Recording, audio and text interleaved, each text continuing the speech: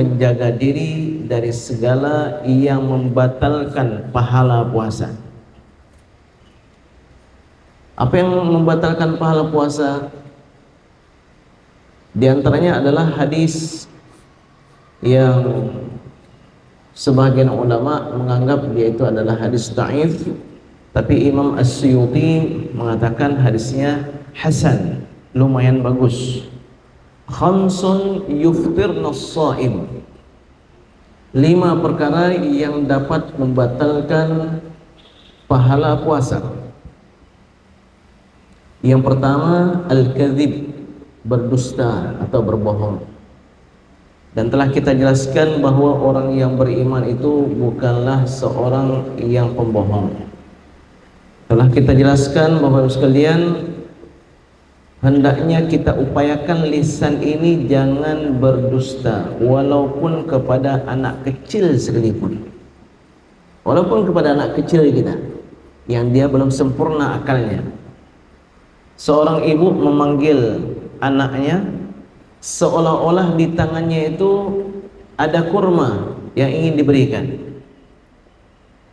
sehingga sang anak maju memenuhi panggilan sang ibu.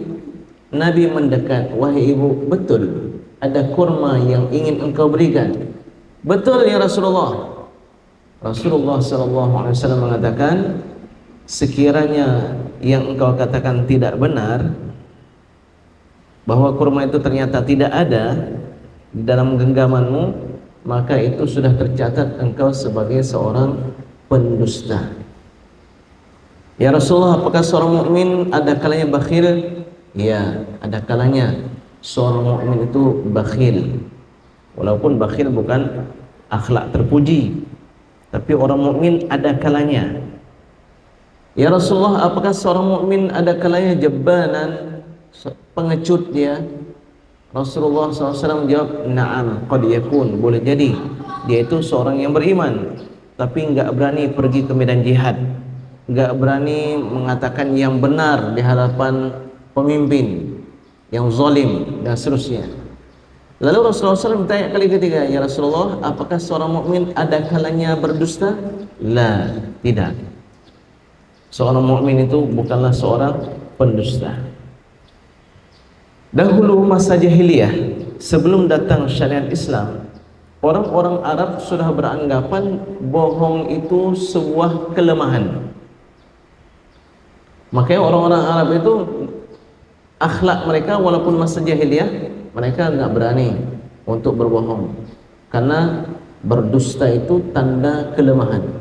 Makanya sekaliber Abu Jahal, ketika sahabatnya bertanya, wahai Abu Jahal, sebenarnya Muhammad itu, yang dibawa oleh Muhammad itu benar atau enggak benar? Abu Jahal menarik sahabat ini. Ada riwayat mengatakan sahabat ini bernama Salman Al-Farisi. Salman waktu itu belum masuk dalam Islam. Salman masih mencari-cari kebenaran. Siapa itu Nabi akhir zaman? Jadi ketika Salman bertanya kepada Abu Jahal, wahai Abu Jahal, sebenarnya Muhammad itu benar atau enggak? Ditarik tangannya oleh Abu Jahal, pergi ke sebuah tempat yang sepi.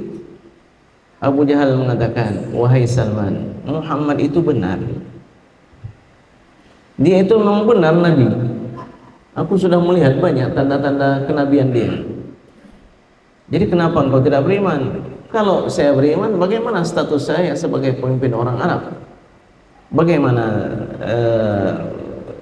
masa budak-budak selevel derajatnya dengan orang merdeka, sedangkan kami sudah membentuk kasta-kasta itu, ada tuan, ada budak, ada di atasnya lagi dan seterusnya. Dan Salman pun memutuskan persaudaranya, engkau benar-benar bodoh, wahai Amr bin Hisham. Maka Amr bin Hisham pun digelar dengan Abu Jahal, ayah paling bodoh, ya, Abu Jahal. Jadi jangan kita berdusta, terlebih ketika kita sedang berpuasa. Kemudian perkara yang kedua yang dapat membatalkan pahala puasa adalah al-ghibah. Apa itu ghibah? Ghibah itu zikruka akhaka bima yakrah. Engkau menyebutkan tentang saudaramu ketika saudaramu tidak ada di hadapanmu, yang engkau sebutkan itu yang dia nggak suka dengarnya. Kalau dia tahu, dia nggak senang. Jadi benar adanya, benar adanya. Makanya dusta itu tercela. Dusta itu tercela kecuali dalam 3 perkara. Dusta itu dosa semuanya kecuali 3 perkara. Yang pertama, dusta dalam mendamaikan orang yang berselisih, yang bertengkar.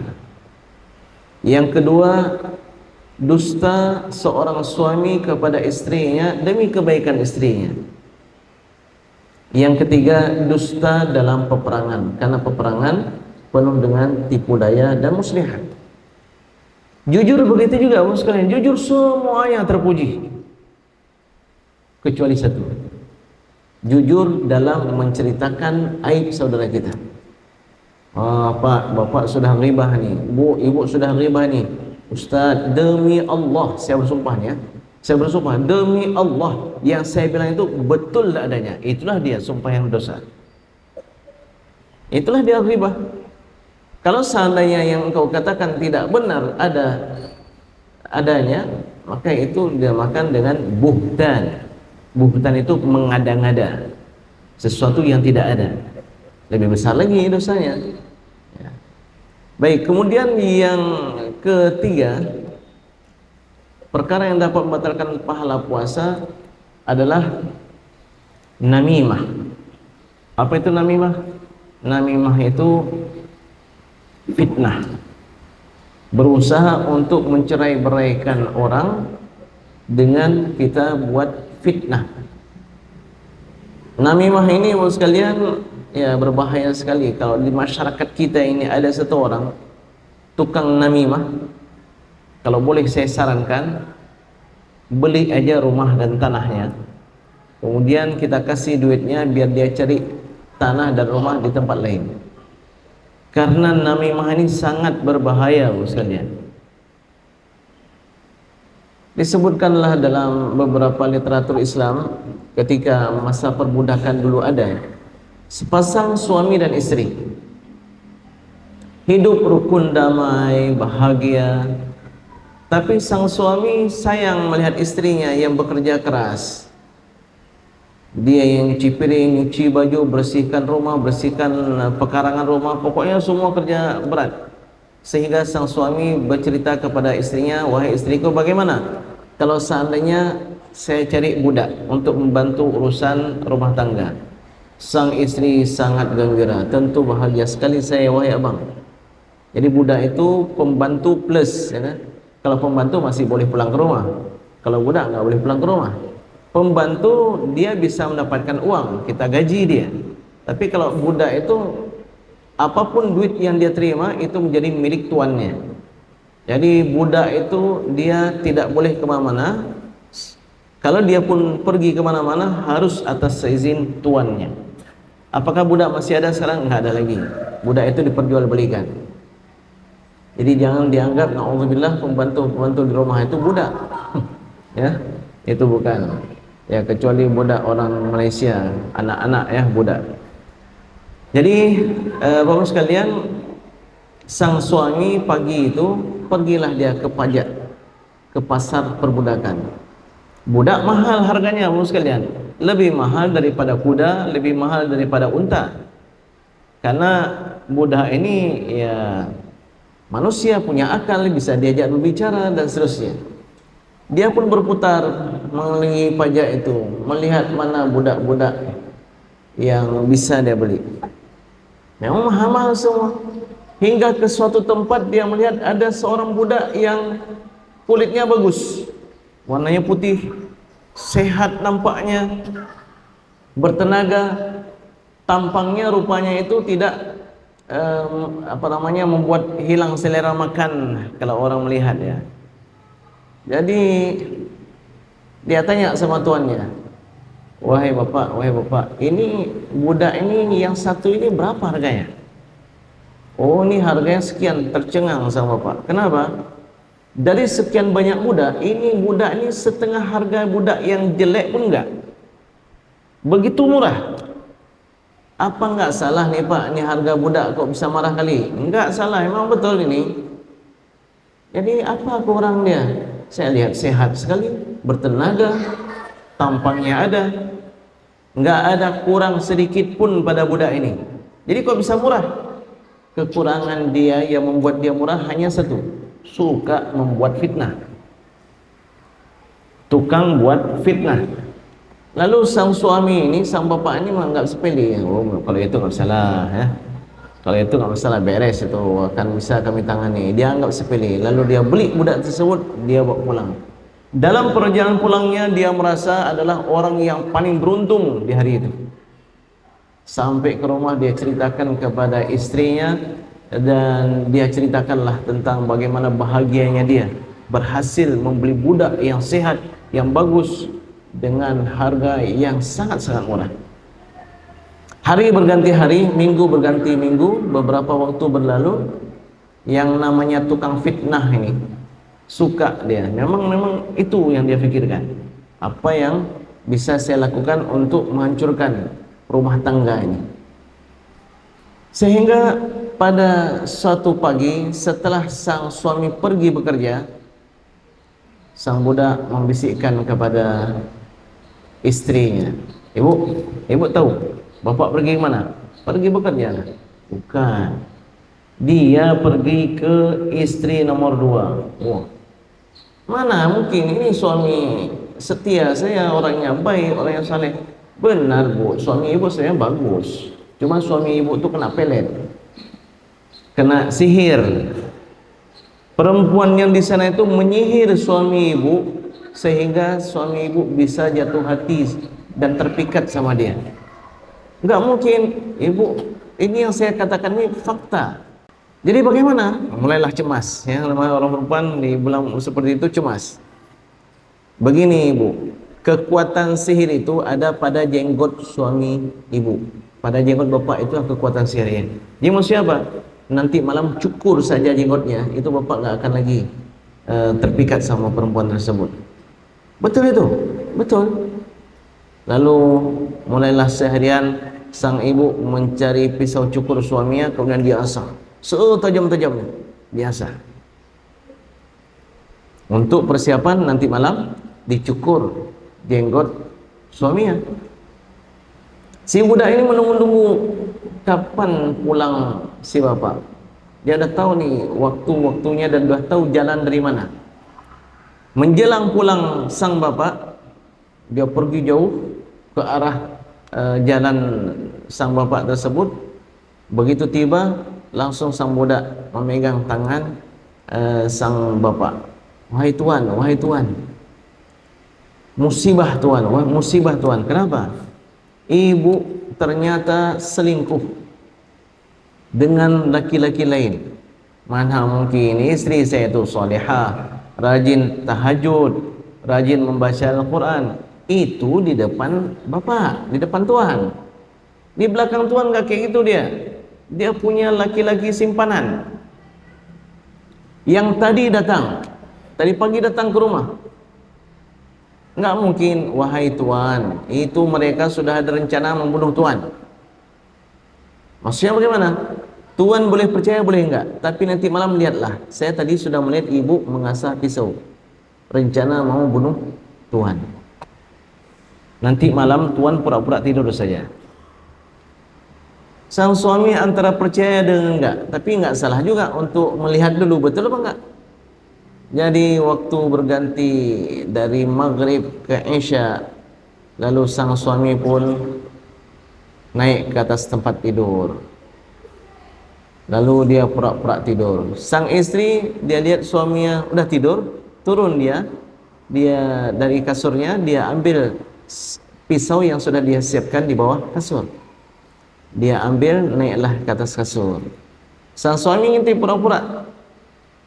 Nampak sama dia, istrinya bawa pisau. Oh, ngeri ini. Bukan pisau cukur jidat seperti sekarang ini ya. Pisau cukur dulu kan yang pisau dia ya. Dia lihat istrinya naik ke atas kasur, kemudian mendekat, kemudian mulai dipegang jenggot suaminya. Oh betul rupanya ingin bunuh saya. Langsung sang suami buka matanya, kamu ingin membunuh saya ya? Dia ambil pisau yang ada di tangan istrinya, enggak ada tanya-tanya, langsung dia bunuh istrinya. Na'udzubillah. Ceritanya udah habis? Belum. Besok pagi berita ini sampai ke keluarga sang istri. Keluarga sang istri marah semuanya sehingga membunuh sang suami. Besoknya dapat berita ini kepada keluarga sang suami, sehingga keluarga suami menyiapkan peralatan untuk membunuh keluarga sang istri semuanya. Lalu berita ini sampai ke kampung sang istri. Seluruh kampung sang istri membunuh seluruh keluarga suami. Sampailah berita ini kepada satu kampung sang suami itu, sehingga terjadilah pertempuran yang luar biasa akibat dan ulah dari seorang budak ini. Jadi inilah dia fitnah. Maka dalam Al-Quran, wal fitnatu asyaddu minal qatl. Fitnah itu lebih kejam daripada pembunuhan. Orang yang beriman, Bapak-Ibu sekalian, dia enggak mudah termakan oleh fitnah. Lihat Al-Quran surat Al-Hujurat ayat 6. Ya ayyuhalladzina amanu, wahai orang-orang yang beriman, firman Allah, in ja'akum, jika datang kepada kalian fasiqun, seorang fasik, binaba'in, dengan membawa berita, fatabayyanu, hendaknya kalian tabayun terlebih dahulu. Menariknya dalam ayat ini, bagi yang ada belajar ilmu nahwu dan ilmu sharaf, ada satu huruf di sini, in, jika. Jika dalam bahasa Arab itu ada beberapa uslub. Boleh menggunakan idza, boleh menggunakan in, artinya jika. Tapi setiap huruf ini punya maknanya tersendiri. Kalau menggunakan kata in, itu faedahnya adalah taqlil. Apa artinya? Jarang-jarang. Menunjukkan apa? Orang beriman jarang-jarang bisa dipengaruhi dengan berita fitnah. Maka ibu sekalian, hati-hati, terlebih kita berada di akhir zaman. Fitnah luar biasa.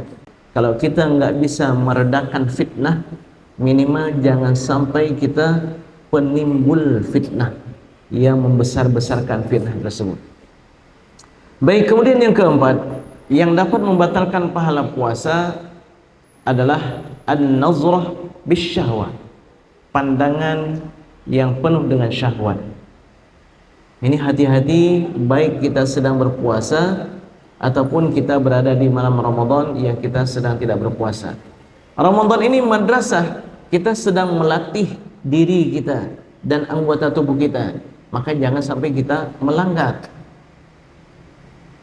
Terutama Bapak sekalian, ya HP ini ya kadang-kala muncul dalam iklannya. Yang di iklan itu misalnya sirup, tapi nggak pakai jilbab orang iklannya.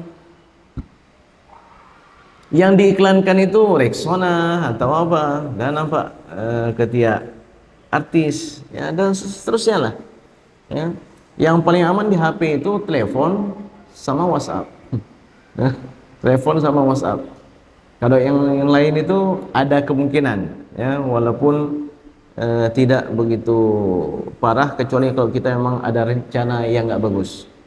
Jadi pandangan yang syahwat itu dapat menggugurkan pahala puasa kita. Bahkan kepada orang yang halal sekalipun, istri kita, pandangan yang syahwat itu juga dapat membatalkan pahala puasa kita. Apalagi perempuan yang tidak halal bagi kita. Yang kelima, syahadatuz zur, kesaksian palsu. Atau dalam riwayat yang lain, wa yaminul ghamus, dan sumpah palsu. Kesaksian palsu, sumpah palsu, ini ngeri sekali ya sekalian. Nabi sedang berbaring, ada seorang Arab, ada seorang sahabat masuk dalam masjid, bertanya, ya Rasulullah, mal kabair, dosa-dosa besar itu apa saja ya Rasulullah? Rasulullah SAW menyebutkan beberapa dosa besar, di antaranya adalah syirik. Dia sambil berbaring aja. Syirik, engkau durhaka kepada orang tuamu, engkau berzina dengan istri tetanggamu. Kemudian Nabi duduk. dari berbaring menjadi duduk, dari posisi santai menjadi posisi serius. Wa syahadatuz zur, dan kesaksian palsu. Dan kesaksian palsu. Dan kesaksian palsu. Berulang-ulang Nabi menyampaikannya, berulang-ulang Nabi menyampaikannya.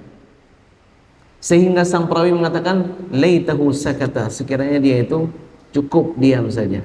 Sekiranya Nabi itu cukup sekali saja mengatakannya. Sedang hadirin hadirat sekalian yang dimuliakan oleh Allah Subhanahu wa taala. Jadi yang kita sampaikan itu sejalan dengan hadis Nabi sallallahu alaihi wasallam, man lam yada' qaula zur, siapa yang tidak meninggalkan ucapan yang dosa. Man lam yada' qaula zur, siapa yang tidak meninggalkan perkataan yang dosa. Apa aja perkataan dosa tadi? Berbohong, ghibah, fitnah, kesaksian palsu, wal amal bih, dan juga perbuatan dosa, menzalimi orang lain, memukul orang lain dan seterusnya. Falaysa lillahi hajah, Allah enggak perlu fi ayyada'a ta'amahu wa syarabah, ketika sang hamba ini meninggalkan makan dan minumnya. Menunjukkan apa? Dia lapar, dia dahaga, tapi enggak ada pahalanya di sisi Allah Subhanahu wa ta'ala.